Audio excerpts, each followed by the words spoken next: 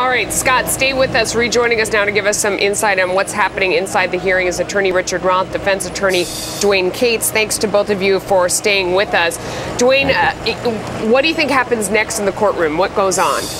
Well, what happens is the defense has made an application to lower the bond. The prosecution's agreed to it, but just because everybody's agreed doesn't mean it's automatically going to happen. The judge is going to have to listen to the reasons for the application. The judge is going to ultimately decide whether or not to change the release conditions or not. But I'll tell you what, we're going to learn a lot about what's going to happen in this case by what the new release conditions are. Because if they... I'm sorry to interrupt you. Scott Cohn has some breaking news. Scott? Just that the release conditions, well, the prosecution is going to move to dismiss the case now, we were told. Let me, I beg your pardon. I beg your pardon. I beg your pardon. Let me read this again. The prosecution is going to discuss the case. Discuss the case. I got some wrong words here in the confusion here. The prosecution will discuss the case with the defense before the next court date, which is July 18th. That was supposed to be the date for the trial. So they'll have to decide where to go from here, essentially, where this has all, in so many ways, fallen apart. Will it continue to be a felony case? Will it be a misdemeanor? Okay. They're going to reduce the bail. That suggests that there's issues there, but the prosecution, again, will be discussing the case with the defense, deciding where we go from here. But it's a whole lot different than this case looked yesterday. Okay, and Richard, we're hearing right now that the prosecution will not dismiss the case. That is the word that we're getting right here. Does that surprise you? What's your reaction to that, or is that standard at this point? It doesn't surprise me at all. What's happened here is the judge wants to know. The judge wants to know either today or down the road what exactly is going on with this case. I think the judge needs answers. So the judge either said, prosecutor, tell me now, is she testifying or not? Or he said, you know, you two have to sit down because you have to figure out if this woman is not going to testify at all, then what are we doing? What are you wasting my time and the city's time and the entire prosecutorial office's time on this case for? So I think for what has to happen is a prosecutor has to get, as if you will, ducks in a row to find out exactly what is going to happen. Are they going to put her on the stand? That's really the big question here. Tom, we're hearing that DSK will not get his passport back. So that's one issue. He's going to stick around for a while. This won't be resolved, I guess, till July 18th. Talk to me about that. What kind of questions will the judge be asking today? What do you think he wants to know? And we're hearing right now he's been released on his own recognizance. That's the report we're getting from inside the courtroom. I just wanted to interject that before you went on and answered the question. Go ahead. Who's the question to? Question to me. The answer is right now the judge wants, and there's really one question. The question is, what is going to happen with this victim? Is she going to testify or not? If she's testifying and she's not going to assert the Fifth Amendment privilege, then we could have a trial here. She could still go through a rigorous cross-examination, but the prosecutors can prove their case. If she's not testifying, then it makes it very, very difficult for the prosecutors to put on any case at all. So that's really the question right now that's got to be answered to the judge by the prosecutor. All right, so. Okay. So Dwane, the hearing is over. That's what's being reported right now. The hearing is over. I'm hearing so many voices at the same time here. And I want to ask you what happened now. DSK, he's sort of a free man, basically. His passport is still in their custody, but he's sort of a free man. He gets to have much greater. He can go about his business now. Is that correct? Well, yeah. If he's released on his own.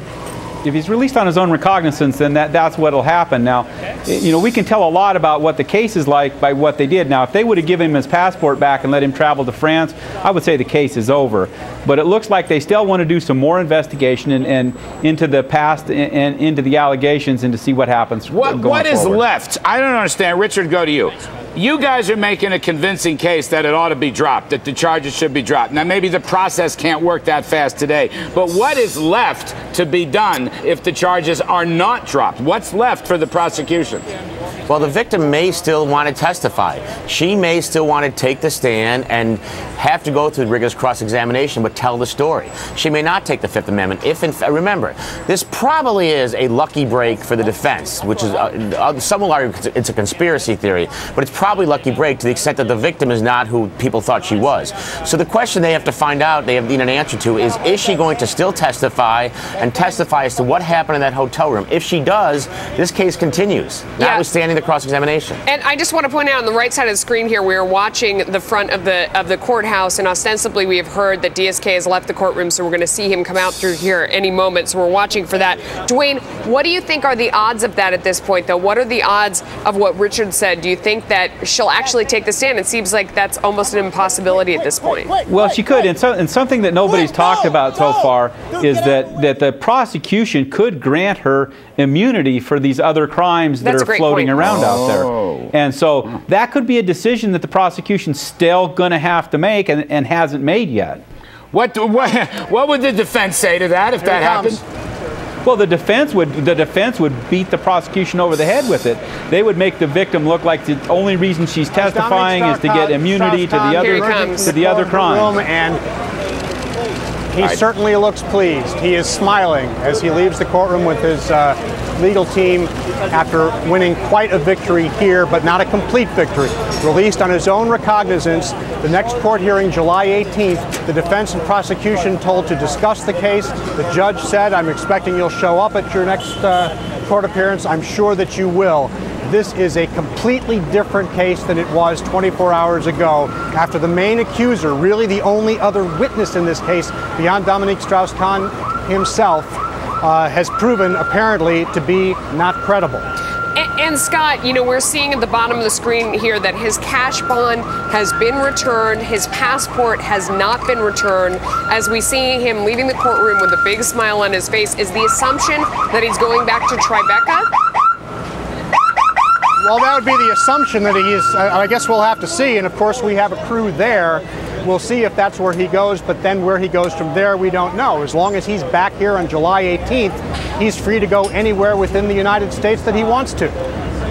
Yes, he might be going out to Nello or something for a celebratory lunch. We have no idea. I just want to go back to Richard Roth for a second. Pursue this line of inquiry. I don't know anything. I'm not a lawyer. How can this woman actually testify? She's going to have to answer questions about her drug-dealing boyfriend who's in jail, these mysterious phone calls, these cash deposits. You really believe that stuff could be waived? Even if she were granted immunity, wouldn't that be where the defense lawyers spend all their time to just slam her down in the eyes of a jury? Absolutely. Dwayne is absolutely right. There could be immunity may be granted, but then what you have is a woman on the stand who's going to be tortured by Ben Brafman in connection with all of her lies, alleged lies. And the question is, at the end of the day, it's a veracity question. Who's telling the truth and who's not? And remember, the standard is reasonable doubt. So presumably, with all of the things that have come out now, and there may be more, there could be enough for there to be reasonable doubt. So at a minimum, we have a trial with a very weak victim. At a maximum, we have a victim who's not going to testify. So this is a very good day for Dominique Strauss Kahn. And Dwayne, it goes without saying, at the end of the day, we will never know what happened. Well, we won't. There were only 2 people in the room that day, and those are the only 2 people that really know what happened. There's no physical evidence of any kind of force, and so we'll never know. And Richard, she could get busted for laundering drug money. I mean, isn't that an issue? She'd get busted for, I mean, I don't know about these international political conspiracies, but it just sounds to me like it's drug money laundering, and that's why these multiple accounts and bank deposits were set up. Yeah, Larry, it's more than that. It's possible laundering of drug money. It's possibly lying on her asylum application. It's possibly lying to investigators when they did an investigation as to this incident. So there are tremendous implications with regard to this victim. Let's go to Bertha Coombs right now, who's standing by live outside his townhouse down.